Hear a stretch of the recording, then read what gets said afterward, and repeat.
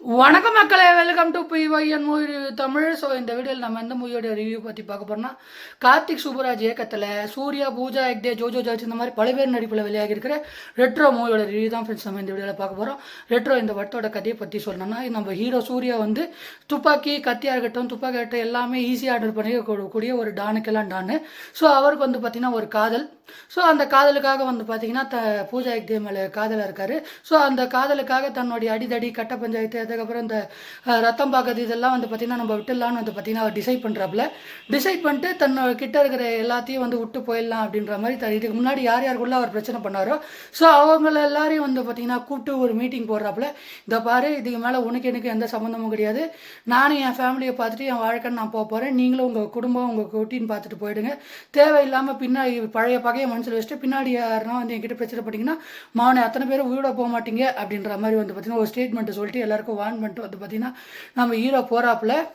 So அதுக்கப்புறம் இதுக்கு ஏற்கனவே ஒரு பழைய கடத்தல் வந்து பார்த்திங்கன்னா நடந்திருக்கு. அந்த கடத்தப்பட்ட பொருள் எங்கே இருக்குன்னு நம்ம சூர்யாவுக்கு தான் தெரியுது.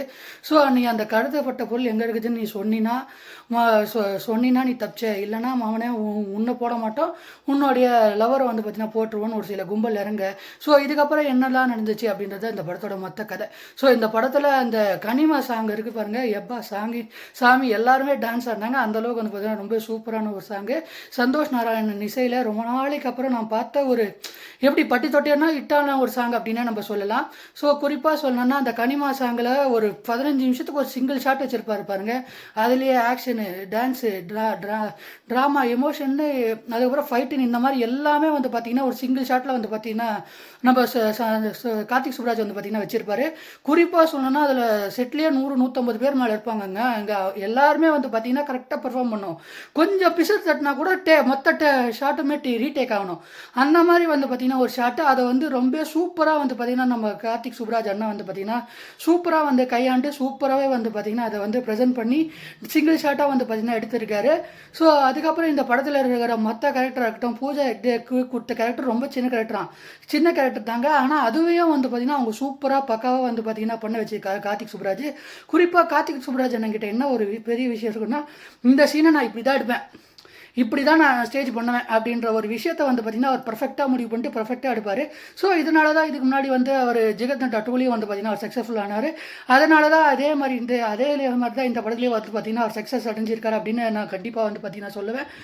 ஸோ அது மட்டும் இல்லாமல் இந்த படத்தில் இருக்கிற அந்த ஃபைட் சீனில் ஒரு கராத்தே ஃபைட்டுக்கு அப்புறம் கூட அந்த ஃபைட் சீன்ஸ் எல்லாம் அங்கங்கே சூர்யாவோட அந்த போஸ்டரை வந்து பார்த்திங்கன்னா வைப்பாங்க. சூர்யா வந்து நிற்கிற மாதிரி காட்டுவாங்க சின்ன பையனோட ஃபைட்டில்.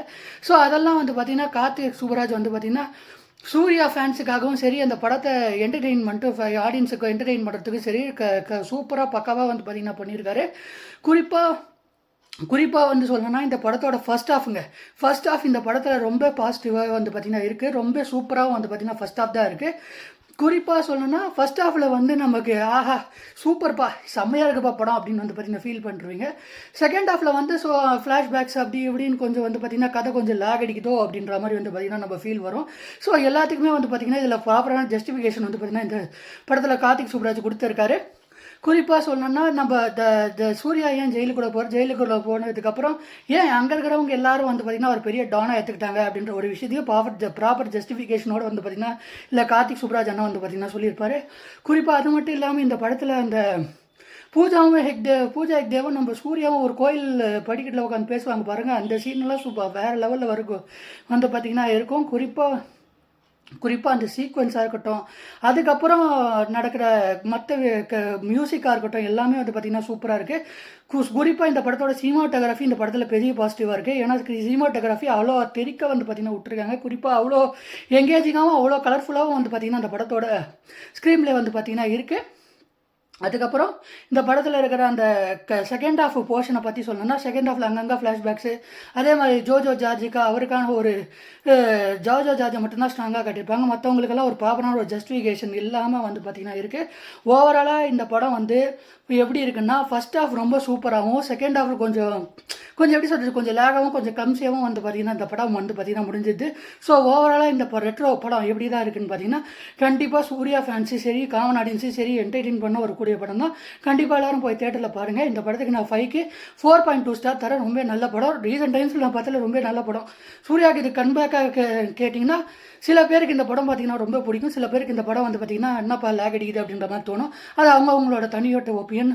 என்னோட ஒப்பீனியன் ஓவராலாக இந்த படம் ரொம்ப நல்லாவே வந்திருக்கு. ஸோ இந்த வீடியோ பிடிச்சினா மறக்காமல் லைக் பண்ணி ஷேர் பண்ணி சப்ஸ்கிரைப் பண்ணி ஃப்ரெண்ட்ஸ் நெக்ஸ்ட் வீடியோவில் பார்க்கலாம்.